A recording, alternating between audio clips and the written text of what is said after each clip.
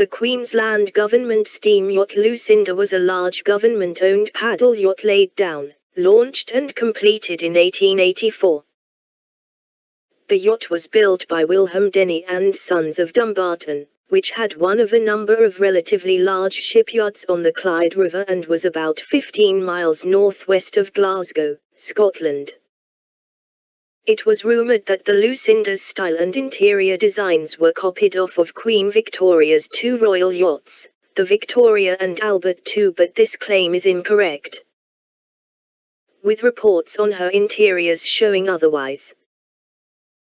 The Lucinda's dimensions was 165 feet long with a beam of 23 v 2 feet and a draft not exceeding 6 feet, with engines of sufficient power to propel the vessel at a speed of not less than 15 knots. Before the Lucinda was built, a small paddle steamer called the Kate had operated the same duties the Lucinda was to since 1867, but by 1883 she was already 16 years old and was quickly aging. So on 30th of January in 1883 a letter was sent from the Queensland Under-Colonial Secretary to the Queensland Agent General in London. Sir, I have the honour by direction to enclose here with a description of a paddle wheel steamer required by the government for river and bay work, to take the place of the steamer Kate, which has now been running for the last 15 or 16 years. Over the year of 1883 telegrams were sent between Brisbane in Australia and London in England negotiating requirements. Eventually the dimensions and speed were settled on the contract and she eventually began construction. The ship's name was eventually decided as Lucinda after the, at the time, Governor Sir Anthony Musgrave's wife Jeannie Lucinda Field.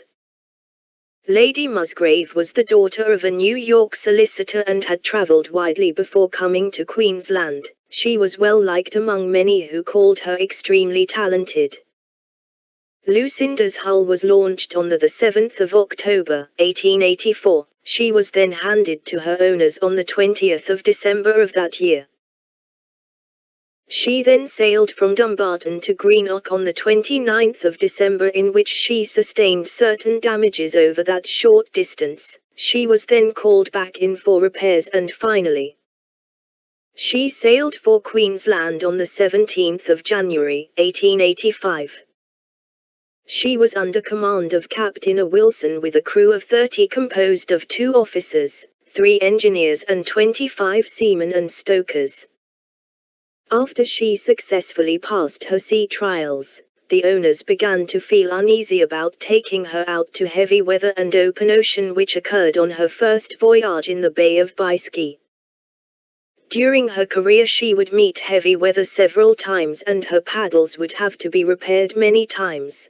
But her captain was so happy with how she operated, he called her simply perfect.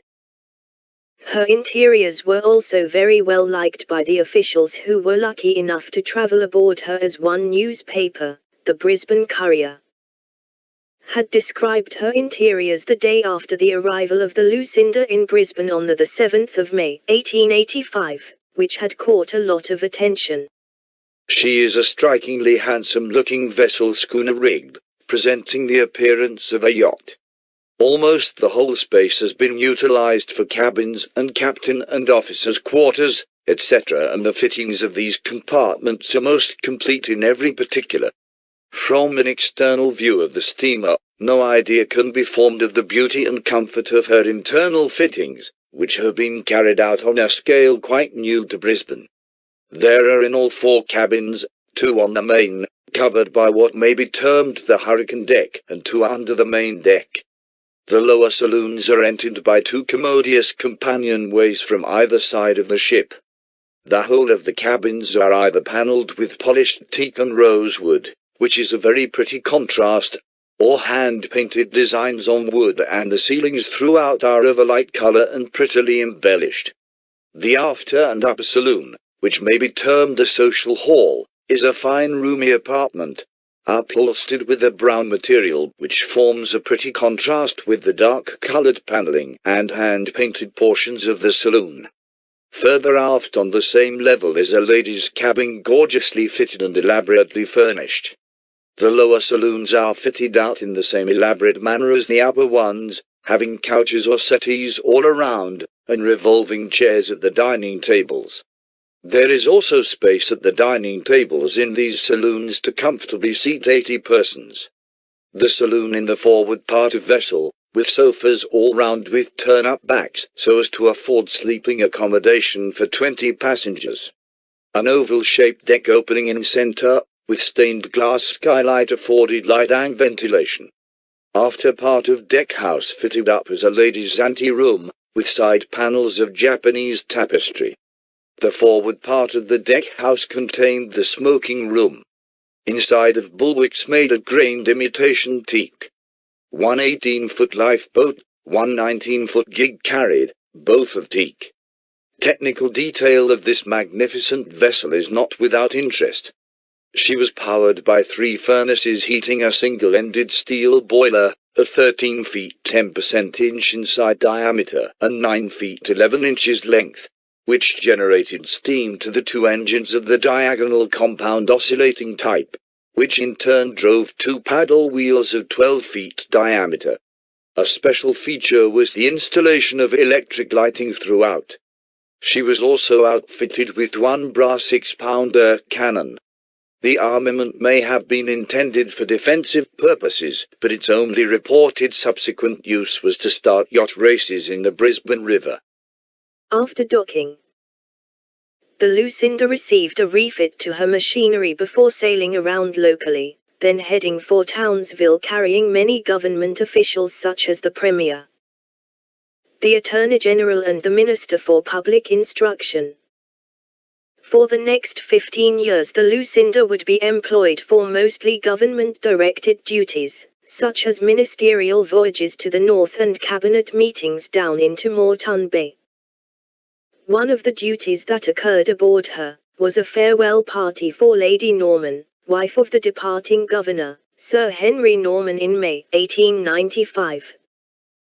Other engagements included picnic outings for various associations, for example a visiting cricket team from New South Wales, and parties organised by some members of Parliament and as flagship for the annual regattas of the QLD Yacht Club. Understandably, many among the public did not approve of the Lucinda being used as a party and leisure boat. Sadly, disaster struck on February 13, 1896 about 5:05 a.m., when the river ferry Pearl was swept by flood waters into the anchor chains of the Lucinda. She soon capsized. She was heavily laden with passengers crossing the river, and her partly finished replacement Bright had been closed as it was unsafe to operate in the swollen flood waters. Thousands of people gathered to watch a team of men desperately work to clear debris piled against the bridge. They all watched as the 10-horsepower wooden screw steamer was swept to disaster. The watchers stared aghast as the ferry steamed to pass between the 2 anchored craft, the Lucinda and the Norman B. She appeared to have avoided the Norman B, but was swept broadside onto the anchor chains of the other vessel, carried high upon them, overturned and broke up. Many of the survivors held onto the anchor chains of the Lucinda before being saved. Others survived from logs, boxes and seats from the wreckage of the Pearl. One survivor reportedly jumped onto the Lucinda from the deck of the Pearl. Another man heroically died after handing his life jacket to a woman, and a witness said they saw around 20 men, women and children fighting for their lives in the swirling racing flood waters. At the time the Pearl, the Alice and the young Matt were also ferrying people across the river and were all cutting between the 2 anchored vessels. On the previous trip, the Pearl had actually fouled the anchor chains of the Lucinda but had slipped free, and her captain, naturally anxious about the incident, had remarked to a passenger that he would not do it again. But after leaving Queen's Wharf at 5:05 p.m. he had succumbed to the temptation to take the shortest route in order to keep up with the other 2 vessels in having a steady stream of ferries arriving. at Musgrave Wharf, and disaster was the result. In the end, blame was put on Captain James Chard, who did survive the sinking. He was thought to be drunk at the time. As reported by the Brisbane Courier, flood water was at the time running fairly strong, but not strong enough to interfere greatly with the handling of the steamer. School children looked forward eagerly to their annual picnic sport. I can remember, as an infant scholar, being overawed by the grandeurs of the occasion. To be on such a fine ship, with all her brightly polished timber and brass work, and to see the churned-up water from her splashing paddles passing before my fascinated gaze. This was living indeed. In 1903, the Lucinda was reported to have carried anywhere from 10,000 to 12,000 school children on these trips. As has been noted, the Lucinda entered service immediately upon arrival in May 1885, and the vessel became, in each year, the subject of a recurrent vote put up in supply in the Legislative Assembly. From the very first occasion, in 1885, criticism was levelled at the government by members of opposition parties. As the vessel's price was only £13,140, it is noteworthy that salaries and wages to 1901 totalled £15,000. Repairs, overhauls, fuels and stores were about the same figure. The total of the same categories from 1902 to 1921 accounted for another £58,000. Various incidents also took the grand total to about £90,000. This caused a lot of criticism among the public, especially as the area had fallen into an economic depression. In addition, a degree of social polarization identified the wealthy classes and ordinary people, and many allegations referred to the privileged use of the Lucinda.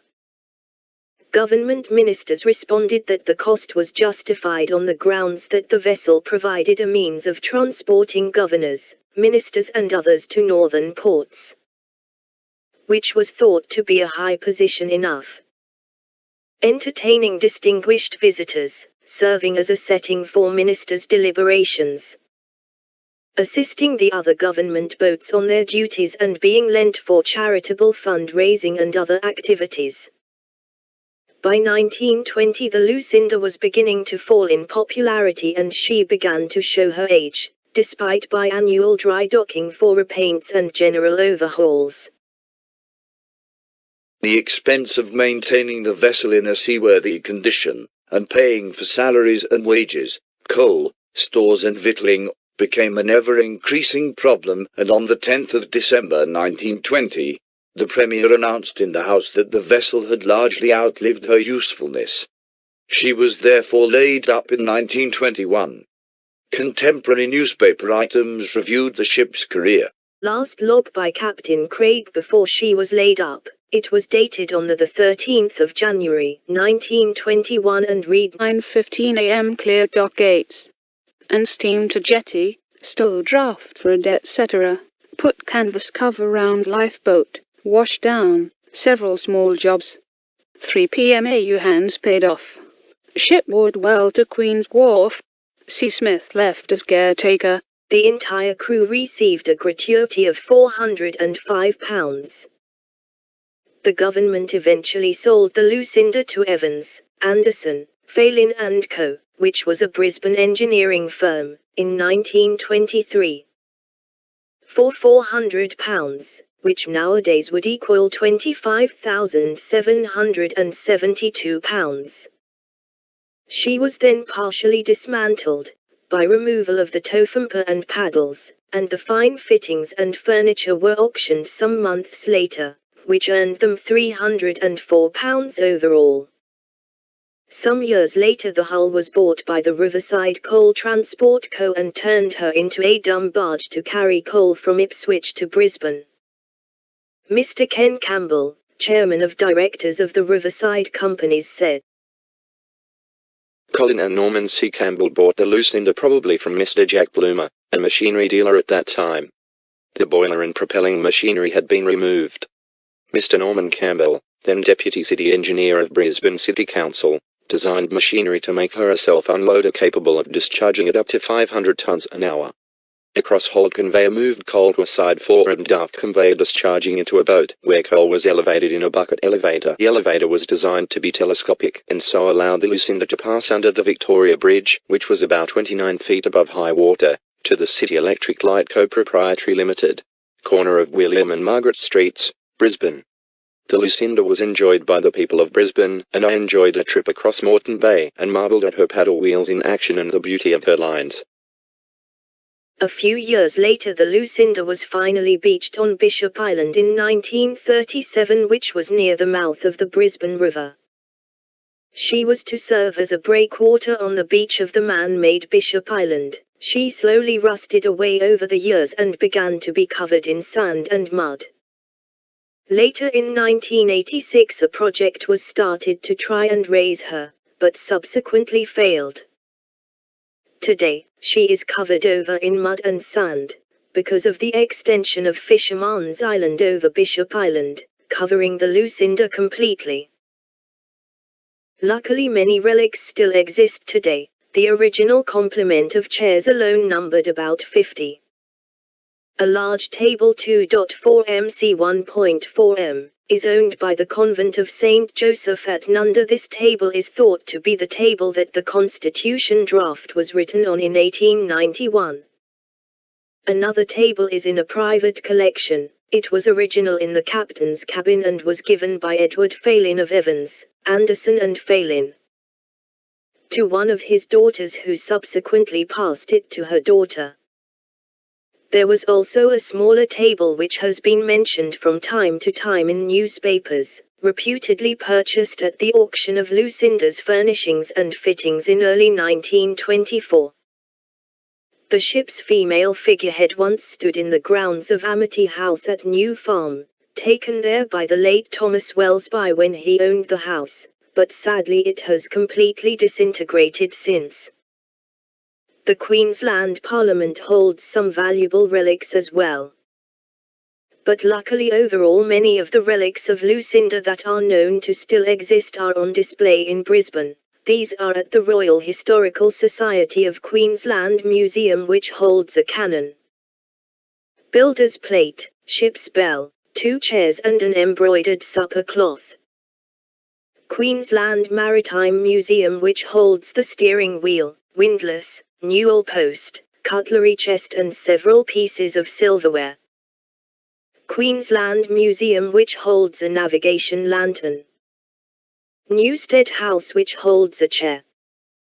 Meegoonja Folk Museum, which holds a chair. Parliamentary Annex, which holds the silver tableware as follows: sugar bowls, milk jug, teapots, coffee pot, fish knives, letter openers, serving forks, cake shears, food tongs, splades, dinner knives, dinner fork, entry forks, sugar splades, cake forks, serviette rings. Other official documented relics that are held but not for public display are in the parliamentary speaker's sitting room. They hold a pair of silver candlesticks. Parliament House Members' Bar, which holds the curved panelled wall from one of the officers' cabins. Several private homes that hold 2 navigation lanterns, chair, cabinet, 3 tables, builder's engine plate, teak bench with scrolled bronze armrests, breadboard bearing the ship's name, spoons. Captain South's telescope, Captain Craig's telescope and sextant. Details of locations are held by the Royal Historical Society of Queensland. The Lucinda was in government service for 36 years under 18 premiers, 8 governors and 3 Queensland captains. She then spent 15 years under commercial service, and her last service as a breakwater is still ongoing today. Her life was grand, extravagant and full of a story that has been barely spoken of, even in Australia. We may never see another ship of her scale and luxury again. Thank you to the people who made the sources and research that I used in this video, in particular that of Father Dennis Martin of the Brisbane Catholic Archives. and of Mr. W. and Miss E. Abel, Mrs. M. Alexander, Mrs. Ababa, Mrs. J. Bowie Wilson, Mr. J. Bell, Mr. K. Campbell, Sister Carmel Carroll, Mrs. M. Deer, Mrs. H. Eels, Mr. W. Foote, Hun J. Forers, Mr. J. Larkin, Mr. G. Martin, Dr. R. MacLeod, Mr. B. Phillips, Father J. Phillips, Mrs. H. Robertson, Mr. and Mrs. T. Robinson, Mr. Colin Sheehan, Mrs. H. Taylor and Mrs. M. Warrenders. With that all said, thank you everyone from the bottom of my heart for getting me to 500 subscribers. Have a good day, night and bon voyage.